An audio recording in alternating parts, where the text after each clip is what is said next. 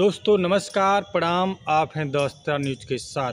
मैं अनिल कुमार यादव अपने YouTube channel पर आप सभी लोगों का स्वागत और अभिनंदन करता हूं। दोस्तों, चुनाव आयोग पहले से ही संदिग्ध था, लेकिन अब बिहार और बंगाल को लेकर चुनाव आयोग की भूमिका पर और संदेह बढ़ गया है। जिस तरह से मतदाता सूचियों को संशोधित करना चाह रहा है या अपडेट करना चाहता है, वह हैरत में डालने वाला है। बिहार में चुनाव को 3-4 महीने रह गए हैं, मगर इसने मतदाता सूचियों को अपडेट करने की जो प्रक्रिया शुरू की है, वह बताती है कि महाराष्ट्र की तर्ज पर कोई बड़ी धांधली की जा सकती है। मतदाताओं को 1 महीने का समय दिया गया है कि 1987 से 2003 तक के बीच पैदा हुए मतदाता अपने माता पिता में से किसी का जन्म प्रमाण पत्र पेश करें, और जो 2003 के बाद पैदा हुए हैं वे अपने माँ बाप दोनों का जन्म प्रमाण पत्र प्रस्तुत करें। अब पूरा बिहार एनआरसी की तर्ज पर अपने माँ बाप के जन्म प्रमाण पत्र को ढूंढने में लग गया है या लगा दिया गया है। ये ध्यान रखा जाना चाहिए कि बिहार के बहुत से सारे लोग बाहर रहते हैं, रोजी रोजगार के लिए बाहर पलायन किए हुए हैं। अब उन्हें भी भागकर बिहार आना होगा और अपने माता पिता के जन्म प्रमाण पत्र को अपने माता पिता के जन्म प्रमाण पत्रों की तलाशी करनी होगी। परेशानी की बात यह है कि चंद महीने पहले ही चुनाव आयोग ने वोटर लिस्ट को आधार कार्ड से जोड़ने की बात कही थी।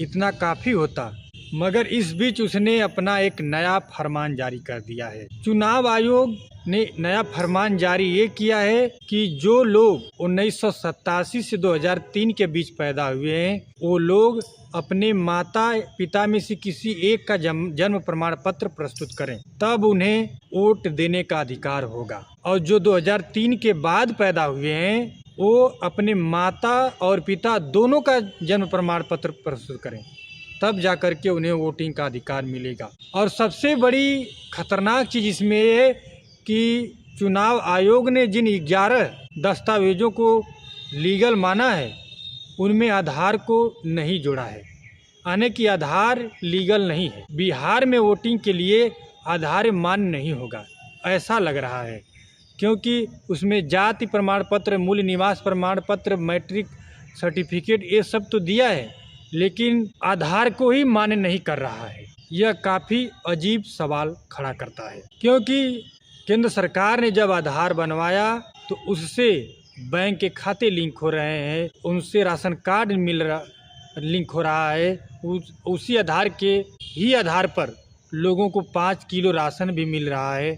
तो सरकार द्वारा बनाए गए आधार को ही जब चुनाव आयोग नहीं मानेगा, तो चुनाव आयोग पर सवाल उठना लाजमी है। दोस्तों, चुनाव आयोग सरकार के प्रोपेगेंडा पर काम कर रहा है, वह सरकार की मशीनरी की तरह काम कर रहा है, सरकार के हिसाब से चल रहा है। इसको लेकर के विपक्ष पूरी तरह से केंद्र सरकार पर हमलावर है और चुनाव आयोग पर सवाल उठा रहा है, और सवाल उठना लाजमी है। चुनाव आयोग लोकसभा चुनाव खत्म होने के बाद तुरंत इस प्रक्रिया को नहीं किया।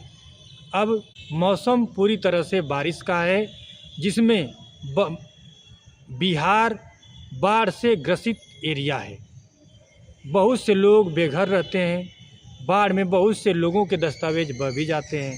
तो इससे सवाल उठना लाजमी है कि 1 महीने के भीतर चुनाव आयोग इस प्रक्रिया को कैसे पूरा कर लेगा, जबकि इस तरह की प्रक्रिया को कांग्रेस की सरकार ने 13 बार किया है, और इस प्रक्रिया को पूरा करने में 1 साल से 1.5 साल लगा है। और वही चुनाव आयोग बिहार राज्य के लिए 1 महीने में इस प्रक्रिया को कैसे संपन्न कर लेगा, यह सोचने वाली बात है। यह मामला संदिग्ध लग रहा है। अगर चुनाव आयोग इस प्रक्रिया को पूरा करता है तो उसमें लाखों वोटर अब वोट से वंचित हो जाएंगे, वोट देने से बाहर हो जाएंगे। और इतना ही नहीं, अगर वो प्रमाण पत्र को प्रस्तुत नहीं कर पाएंगे तो राशन कार्ड की लिस्ट से भी बाहर हो जाएंगे, और 5 किलो राशन जो सरकार के द्वारा दिया जा रहा है वह भी उन्हें नहीं मिल पाएगा। और बताया जा रहा है पूरे बिहार 8 करोड़ वोटर हैं, जिनमें से 4.5 करोड़ लोगों को अपनी नागरिकता और अपनी पहचान साबित करनी होगी। अगर वो साबित नहीं कर पाएंगे तो चुनाव आयोग इनके नामों को काट देगा, ऐसा विपक्ष बता रहा है। राहुल गांधी ने भी चुनाव आयोग पर एक बार नहीं कई बार सवाल उठाए हैं, लेकिन चुनाव आयोग उनके सवालों का सही जवाब अभी तक नहीं दिया है। वहीं सारा विपक्ष चुनाव आयोग की इस प्रक्रिया पर सवाल उठा रहा है, संदिग्ध बचा रहा है और किसी तरह की खेला होने की साजिश कर रहा है। चुनाव आयोग विपक्ष ये आरोप लगा रहा है। तो दोस्तों, अगर यह जानकारी आप सभी लोगों को अच्छी लगी हो तो प्लीज़ मेरे चैनल को लाइक कीजिए, सब्सक्राइब कीजिए, शेयर कीजिए। नमस्कार।